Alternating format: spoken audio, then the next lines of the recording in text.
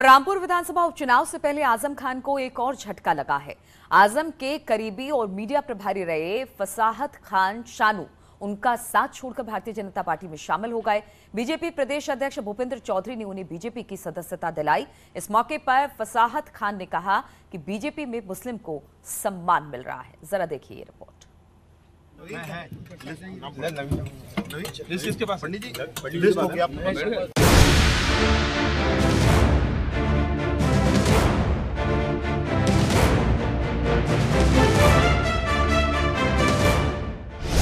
रामपुर के रण में बीजेपी दमखम आजमा रही है। उस इतिहास को बदलना चाह रही है जो अब तक नहीं हुआ, उसे सच साबित करना चाह रही है। क्योंकि रामपुर लोकसभा उपचुनाव जीतने के बाद बीजेपी की नजर अब रामपुर सदर विधानसभा सीट पर है, जिस पर आजम खान का अब तक कब्जा रहा है। लेकिन इस बार आजम खान को उनके ही गढ़ रामपुर में घेर कर हराने में जुटी बीजेपी ने समाजवादी पार्टी के कद्दावर नेता को एक और बड़ा झटका दिया है। आजम के खास सिपला सलार फसाहत अली खान उर्फ शानू उनका साथ छोड़कर भगवा खेमे में शामिल हो गए हैं। भारतीय जनता पार्टी की नीतियों में और माननीय प्रधानमंत्री जी, माननीय मुख्यमंत्री जी की नीतियों में आस्था रखते हुए, सरकारी योजनाएं जिसका लाभ सबको मिल रहा है उनमें आस्था रखते हुए, भारत का नाम दुनिया में पहले नंबर पर हो रहा है उसमें आस्था रखते हुए आकाश सक्सेना हनी साहब जो लगातार युवाओं में लोकप्रिय हैं और हर वर्ग के लिए काम कर रहे हैं, उसको देखते हुए मैंने भारतीय जनता पार्टी में शामिल होने का निर्णय लिया है। ये शानू ही थे जिन्होंने इस साल चुनावी नतीजे आने के बाद अखिलेश यादव के खिलाफ बयान दिया था। शानू ने कहा था कि बीजेपी से हमारी कोई शिकायत नहीं है, जैसा सुलूक वो हमारे साथ करते हैं वैसा ही सुलूक हम भी उनके साथ करते हैं। हमारी शिकायत तो सपा से है। राष्ट्रीय अध्यक्ष अखिलेश को हमारे कपड़ों से बू आती है। अब्दुल दरी बिछाएगा, अब्दुल वोट भी देगा और अब्दुल का घर भी टूटेगा और वो जेल भी जाएगा। लेकिन जैसे ही वो बीजेपी में शामिल हुए, अब्दुल के समाजवादी पैटर्न को बदल दिए। अब अब्दुल बिरयानी में तेजपात के पत्ते की तरह इस्तेमाल नहीं होगा। अब अब्दुल दरी नहीं बिछाएगा, अब अब्दुल नारे नहीं लगाएगा। अब अब्दुल को सम्मान चाहिए और उसके सम्मान की सुरक्षा की गारंटी भारतीय जनता पार्टी में ही है।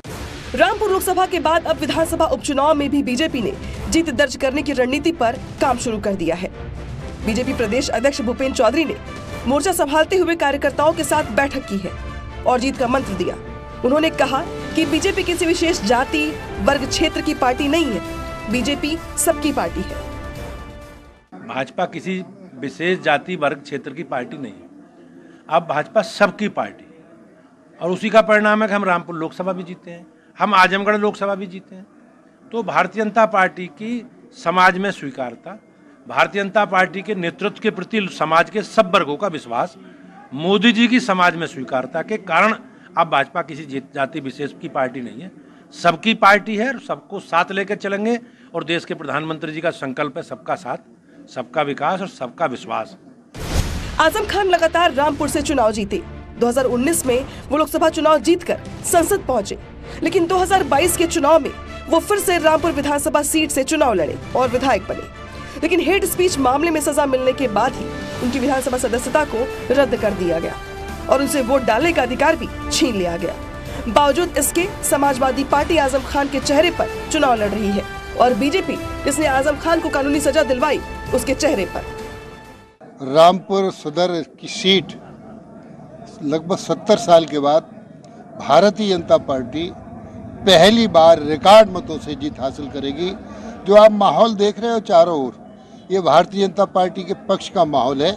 एक तरफा चुनाव है, बिल्कुल निश्चित विश्वास। कमल के फूल की जड़ में है सुरक्षा, कमल की फूल की तह में है विकास, कमल की फूल की तह में है सबका साथ, कमल की फूल की तह में है सबका विश्वास, कमल की फूल में तह में है सबका भरोसा।